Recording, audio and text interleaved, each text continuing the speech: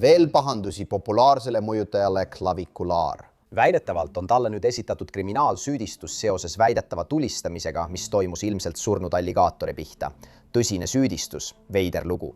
Me hakkame seda juhtumit lahkama, vaatame, kuidas see sobitub tema teiste hiljutiste väidetavate juhtumitega ja arutame, mida võib juhtuda. Tere tulemast saatesse Sidebar, mida esitleb Law and Crime. Mina olen Jesse Weber. Okei, kui sa seda vaatad ja oled meid siin Law and Crime'is jälginud ning tegeled sisu loomisega või postitad midagi sotsiaalmeediasse, siis võid mõelda, kuidas me suudame kõik need klipid nii kiiresti üles panna nende kiiresti arenevate lugude kohta. Meie kasutame midagi, mida nimetatakse Opus Clipiks. See on kõik ühes tehisintellektil põhinev videoredaktor, mis teeb videote lõikamise, loomise ja üleslaadimise igale platvormile väga lihtsaks. Opus Clip genereerib lisakaadreid, kadreerib materjali ümber ja puhastab isegi heli. Jällegi, see on nii lihtne. Lihtsalt külasta opus.pro/sidebar. Registreerud, laed video üles ja mõne minutiga on sul ideaalselt töödeldud klipid valmis TikToki, shortside või reelide jaoks. Opus Clip on tõesti sinu kõik ühes lahendus. Ja sellise tööriista nagu Opus Clip olemasolu tähendab, et meie produtsendid saavad sulle viraalseid kohtuuudiseid koheselt edastada. See on kõige võimsam tööriist ideede jagamiseks ja professionaalseks monteerimiseks. Mine aadressile opus.pro/sidebar, et saada tasuta nädal ja seejärel 50% soodustust. Nii et Claviculaar on jälle pealkirjades tagasi valedel põhjustel. Me just tegime veel ühe episoodi. Meil oli hiljuti episood, kus tegime põhjaliku ülevaate sellest, kuidas see väga populaarne välja näeb. Loksmäksing Sunamurjat kaebas kohtusse naismõjutaja seoses süüdistustega nõusolekuta seksis ja tema näole ravimi valesti süstimisega. Kui sind huvitab, saad seda kogu episoodi praegu vaadata Law and Crime YouTube'i lehel. Aga nüüd paistab, et tal on esitatud kriminaalsüüdistus hoopis teise juhtumi eest. Teatatakse, et Claviculaar, päris nimega Braden Peters, on Floridas saanud süüdistuse tulirelva ebaseaduslikust laskmises avalikus kohas või elamukinnistul.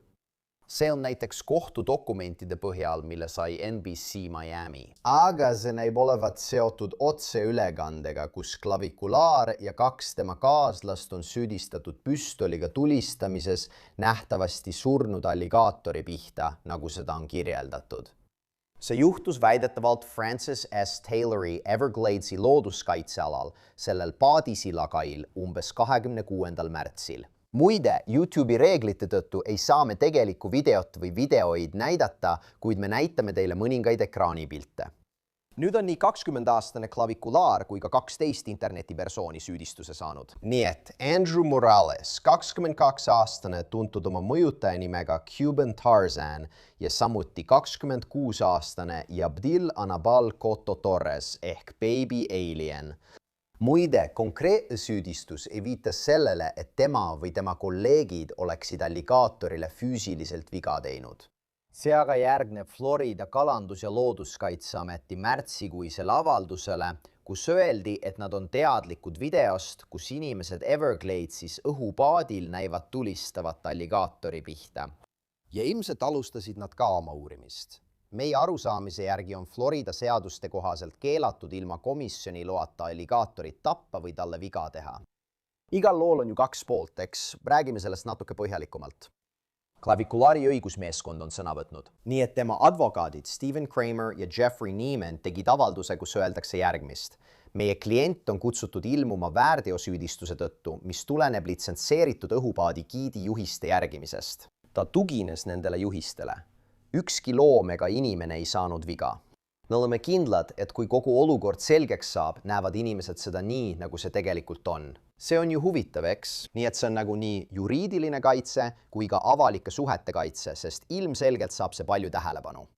Võib väita, et see võib mingil moel tema mainet kahjustada. Nii et siin on 2 poolt. Ja seda näeb sageli, kui avaliku elu tegelast süüdistatakse kuriteos. Moralesi advokaat Richard L. Cooper andis samuti välja avalduse, öeldes, tsitaat, me kutsume avalikkust üles mitte kiirustama järeldustega. Oluline on märkida, et ühtegi looma vigastamises ei süüdistata ning olemasolevad tõendid ei toeta internetis levivat sensatsioonilist narratiivi. Minu klient tugines ametivõimude poolt antud teabele ja juhistele ning tal puudus kuritegelik kavatsus. Nüüd peavad kõik 20. mail kohtu ette astuma ning näeme, kas asi liigub seal edasi. kuid pidage meeles, et see toimub härra Petersi ehk klavikulaari jaoks kriitilisel ajal. See järgneb mitmele väidetavalt kahetsusväärsele juhtumile ja pealkirjadele, eks. Claviculaar, kes on kogunud üsna palju poolehoidjaid. Instagrami andmetel on tal väidetavalt peaaegu 600 000 jälgijat, X-is üle 145 000 TikTokis, peaaegu 940 000 ning voogedastusplatvormil Kik üle 338 000 jälgijat. See on mees, kes jutlustab oma välimuse parandamisest ja tõusmisest, pakkudes sel viisil rohkem väärtust. Jällegi, välimuse maksimeerimine. Tema vastu ei esitatud mitte ainult seda hagi, millest ma varem rääkisin, vaid seisab silmitsi ka teiste süüdistustega Floridas. Ta arreteeriti ja talle esitati süüdistus kallaletungis ning kriminaalses vandenõus kallaletungi toimepanemiseks seoses kaklusega, mille ta väidetavalt provotseeris 2 naise vahel ja mille ta väidetavalt postitas internetti. Ja uurijate sõnul oli see katse neid naisi ära kasutada. Samuti olevat ta hiljuti otseülekandes üledoosi saanud ja viidi haiglasse. Olgu, ma tahan selle lahti seletada. Ma tahan selgitada, mida see tema jaoks võiks tähendada ja kas need teised juhtumid, millest ma just rääkisin, võivad seda juhtumit mõjutada. Seega tahan ma vestlusse kaasata ohvrite õiguste advokaadi John Phillipsi, et sellest rohkem rääkida. John, aitäh, et leidsid aega. Kui tõsine see süüdistus on? See on üsna tõsine. See ei ole midagi, millega keegi tahaks silmitsi seista, eks? Ja tundub, et prokurörid võtavad seda tõsiselt ning püüavad süüdimõistmist saavutada. Aga päeva lõpuks, võrreldes mõne muu asjaga, millest me räägime, on see siiski väärtegu. Sisuliselt lihtsalt relva avalikus kohas laskmine ilma mingi provokatsioonita. No teoreetiliselt, kui ta mõistetakse süüdi, kas on võimalik, ja ma räägin sellest süüdistusest veel lähemalt, kas on võimalik, et ta peab vanglas aega veetma? Kõik on võimalik, eks? See ongi juriidiline vastus. Lihtsalt ma ei näe seda tingimata juhtumas, välja arvatud juhul, kui ta ajab prokurörid või kohtuniku vihaseks, sest tegemist on väärteoga. Aga see on tehtud ka väga üleolevalt videos, nagu kõik, mis temaga kaasas käib, kipub juhtuma. Tal on ka teised asjad käsil. Ta on natuke provokaator. See sõltub lihtsalt kohtunikust, kas ta tahab pretsedenti luua ja annab talle natuke aega vanglas istuda ja selle üle järele mõelda. Enne kui ma süüdistustest räägin, ükskõik millest teda internetis süüdistatakse või millised need teised juhtumid ka poleks. Või kui ta on vastuoluline või provokaator, siis see ei pruugi tingimata kohtuniku otsust mõjutada. Õige, et teha temast hoiatav näide, sest olgem ausadeks, mida me internetis palju näeme? Me näeme, et nooremad inimesed teevad kõiki neid asju, koguvad jälgijaid, neid on selle eest kritiseeritud. Aga isegi kui kohtunik isiklikult usub, et see, mida ta toodab, ei ole ühiskonnale kasulik ja see on tema arvamus, siis see ei mõjuta karistust. Ma olen sellega natuke erimeelt, sest kindlasti see ei mõjuta seda, kas ta läheb kokkuleppele või mõistetakse süüdi, eks. See on vandekohtu otsustada. Aga kui asi puudutab karistuse määramist ennast, siis mõtle selle peale. Mõtle karistuse iseloomule. Jällegi, see on väike, tead küll, karistuse määramise istung. Aga karistuse määramisel arvestatakse ka muid tegureid, mis puudutavad süüdistatava iseloomu. Ja jällegi, ma ei taha teha sääsest elevanti. Keegi ei saanud ju viga, eks? Tundub, et alligaator oli juba surnud. Aga sa saad võtta seda arvesse. Mõju, mis sellel võib olla teistele inimestele. Ja hea kohtunik ütleks, et osa minu tööst siin kohtunikuna on kuritegevuse ärahoidmine. Ja kui ma lasen sul lihtsalt minema jalutada, siis kuidas ma olen kuritegevust ära hoidnud? Tegelikult ma hoopis soodustan kuritegevust. Ma julgustan teisi sinu jälgedes käima. Nii et härra, me anname teile nädala vangistust. Ma arvan, et nii see lähekski, aga Floridas võib see lõplikult sõltuda kohtuniku äranägemisest ja karistuse määramisest. Las ma lähen tegeliku seaduse sätte juurde ja tahan rääkida sellest, kuidas nad võiksid seda tõestada. Nii et, ja parandage mind, kui ma eksin, aga ma arvan, et see on õige, 790,15. Siin on kirjas, et välja arvatud nendes erinevates lõigetes sätestatud juhtudel iga isik, kes teadlikult tulistab tulirelva avalikus kohas või mis tahes asfalteeritud avaliku tee, maantee või tänava teealal, kes teadlikult tulistab tulirelva üle mis tahes asfalteeritud avaliku tee, maantee või tänava serva või üle kasutuses oleva kinnistu või kes hooletult või ettevaatamatult tulistab tulirelva väljas, kinnistul, mida kasutatakse peamiselt elamuna või mis on mõeldud ainult elamu piirkonnaks, paneb toime esimese astme väärteo. See lõik ei kehti isiku suhtes, kes seaduslikult kaitseb elu või vara või täidab ametikohustusi, mis nõuavad tulirelva kasutamist, ega isiku suhtes, kes tulistab tulirelva avalikel teedel või kinnistutel. Kalage ja Metsloomade Kaitsekomisjoni või Florida metsateenistuse poolt jahipidamiseks selgesõnaliselt heaks kiidetud. Mida see sinu jaoks tähendab? Kas seda on väga lihtne tõestada? Ja lähme selle juurde tagasi. Kui oluline on see väidetav video, mis seda näitab või väidetavalt näitab? See video on äärmiselt oluline. Ja sama oluline on ka üks lause selles videos. See on, kas me võime sinna ühe lasu lasta, eks? See näitab kavatsust. See näitab, et ma kavatsen selle relva kasutada, mitte sellepärast, et ma pean, vaid sellepärast, et ma tahan. Ja kindlasti, kui sa oled jahil koos loaga, on see üks asi. Aga kui sa saad paadikapteni, eriti veel õhupaadikapteni, andma sulle loa, siis see ei tähenda Florida seaduste järgi mitte midagi. Räägime sellest. Sa nägid advokaate, sa nägid advokaadi avaldust, eks? Advokaadi avaldus oli selline, et ta tugines selle mehe juhistele. See ei ole kaitse. See ei ole kaitse. Kui mul on autojuht ja ma küsin, kas ma võin aknast relvaga tulistada ja tema ütleb, et muidugi, miks mitte? Oota nüüd, oota korraks. Kas see ei ole? Teistmoodi, eks? Sa oled maanteel, sa peaksid paremini teadma. 100% erinev. Kui sa oled selles konkreetses Florida piirkonnas, kus kõik pole käinud ja sind viiakse sinna ekskursioonile ning nad ütlevad, et jah, seal võib tulistada, kas see pole natuke teistmoodi? Ei, seaduse mittetundmine ei ole vabandus. Ja tead, see ongi kogu asja tuum. On vaidlus selle üle, kas ma võin sinna ühe lasu lasta. Muidugi, kas see on mingis mõttes võrdväärne loaga ja see ei ole nii. Ja Florida seadus on selles osas üsna selge, et ta ei saaks muidu anda nõusolekut seaduse rikkumiseks. Ja ma ütlen sulle veel midagi.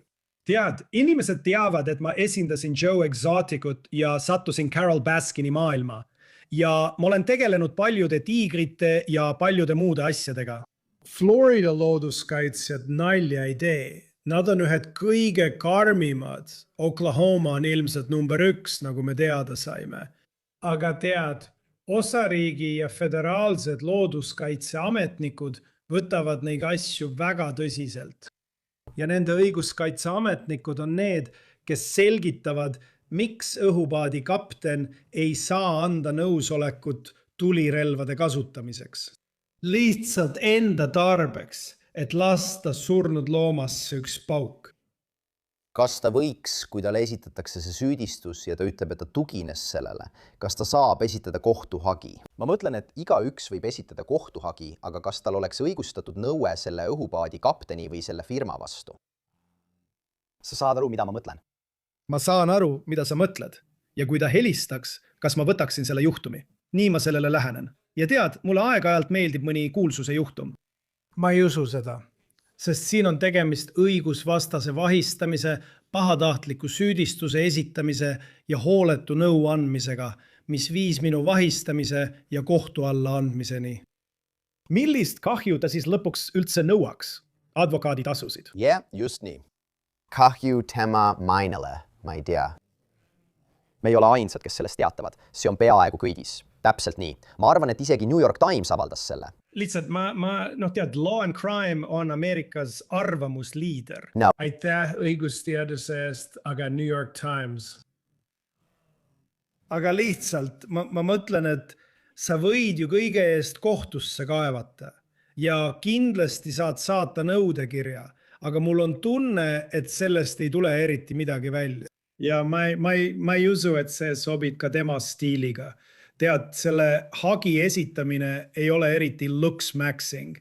Sa tahaksid ju selle võita. sa tahaksid umbes nii-öelda, ma pääsesin sellest. Lõpuks ei pidanudki vangi minema. Ma ei usu, et ta tegelikult seda teeks, aga kindlasti, kui ta helistaks, ma vastaksin ja mõtleksin selle peale. No vaata, tema advokaadid ja selle teise isiku advokaadid annavad välja avaldusi, mis jätavad mulje, et nad kavatsevad selle vastu võidelda. Nii et sa ütled, et võib-olla mitte kuvandi parandamine, vaid pigem öelda, et ma ei teinud midagi valesti. Kuhu sa arvad, et see asi liigub? Kas sa arvad, et nad liiguvad edasi kohtuprotsessini ja hakkavad end kaitsma? Ja milline see kaitse võiks välja näha? Ma arvan, et sa pead kindlasti vaidlema mingisuguse litsentsi olemasolu üle, sest video näitab kuritegu. Ja taas see on seotud ka kavatsusega. Ja ma vaatan uuesti oma märkmeid, kas me saame sinna midagi juurde lisada. Ma lihtsalt ei tea, kuidas sa sellest välja tuled. Ma ei usu, et see, kas alligaator oli elus või surnud, omab mingit tähtsust, sest tegemist ei ole metsloomade tapmise või kahjustamisega. See on lihtsalt tulirelvast tulistamine siin. Ja lõpuks arvan ma lihtsalt, et prokurörid teevad talle pakkumise, millest ta ei saa keelduda, teeb annetuse mingile heategevusele või lihtsalt laseb sellel mööduda. Aga praegu on see kuum teema ja nad ei lase sellest lahti, kuni sellest räägitakse. Teisisõnu, sa ütled, et on võimalus, et nad võivad jõuda mingisuguse kokkuleppeni ja võib-olla ei tule vanglakaristust, võib-olla kriminaalhooldus, ühiskondlik töö või rahatrahv. Aga mis saab teistest juhtumitest? Need teised, ma mainisin, et jätad selle tsiviilhagi kõrvale, aga need teised väärteosüüdistused, millega ta silmitsi seisab, kas need võivad selles asjas üldse rolli mängida? Ja ma vaatan seda, tundub, et Osceola maakonnast oli juba kehtiv kehalise väärkohtlemise vaistamismäärus. Väidetavalt õhutas ta seda kaklust kahe naise vahel ja salvestas selle. Õige, ja see ongi nii, mul on 14, 11 ja 8-aastane laps. Nii et ma olen natuke selle äärealal, ma tean neid 6 jalga 7 tüüpe maailmas, tead küll, aga mina ei ole. Ma ei ole sellest tüübist eriti huvitatud. Tead, mulle meeldib rohkem Steve-O ja Joe Exotitsi ajastu, tema vanus võib-olla.